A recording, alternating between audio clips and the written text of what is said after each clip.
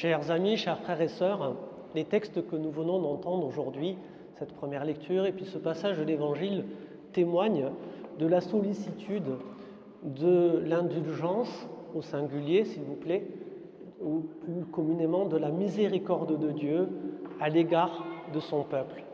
Vous avez entendu dans la première lecture ce court passage du livre d'Ézéchiel, on nous dit clairement que les gens de l'époque, c'est peut-être un petit peu comme aujourd'hui des fois, mais les gens de l'époque étaient devenus rebelles par rapport à Dieu et ils avaient fermé leur cœur à sa parole. Ils ne voulaient plus écouter ce que le Seigneur disait, ses commandements, ses préceptes, ses paroles. Et le Seigneur n'a pas renoncé, malgré tout, malgré ce manque d'accueil de la part de son peuple, il n'a pas renoncé à leur envoyer des prophètes pour que sa parole puisse continuer à être proposée aux hommes de ce temps. Qu'ils entendent ou qu'ils n'entendent pas, nous dit le prophète Ézéchiel, moi, Dieu, j'envoie un prophète. Ça, c'est un signe de l'indulgence de Dieu, de sa miséricorde et de sa fidélité. Et on découvre là quelque chose de fondamental pour notre foi de chrétiens, chers frères et sœurs, c'est que si nous nous détournons de Dieu, Dieu, lui, ne se détourne jamais de nous. Il ne se détourne jamais de nous. Il est toujours fidèle à sa parole et il ne cesse d'envoyer des prophètes pour nous le manifester, que l'on écoute ou que l'on n'écoute pas. Dans l'Évangile, c'est plus qu'un prophète qui est envoyé auprès du peuple. C'est Jésus-Christ en personne.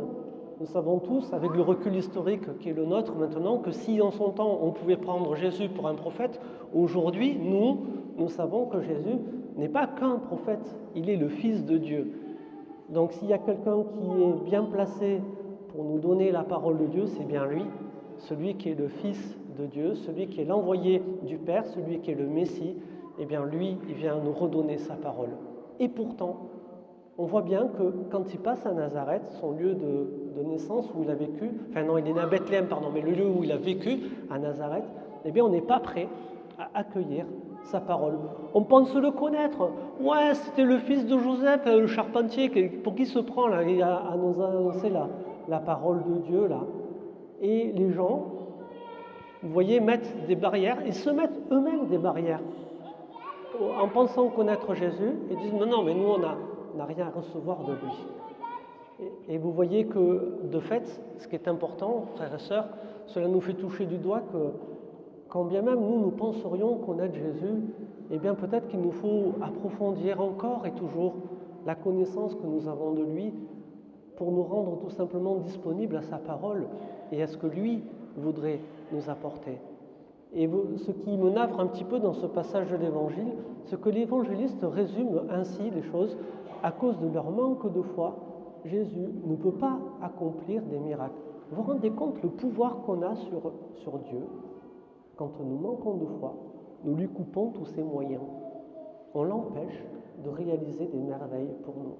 Alors en entendant ça, moi ce que j'aimerais nous dire à nous frères et sœurs, eh bien, c'est de demander au Seigneur de nous renouveler peut-être dans notre foi, pour que nous aussi, encore ou toujours, aujourd'hui encore, dans l'époque qui n'est peut-être pas facile et qui est pourtant la nôtre, nous soyons toujours en capacité, grâce à notre foi, à accueillir les prophètes que le Seigneur ne cesse d'envoyer au milieu de nous, pour nous redire encore et toujours sa parole, qu'on l'écoute ou qu'on ne l'écoute pas.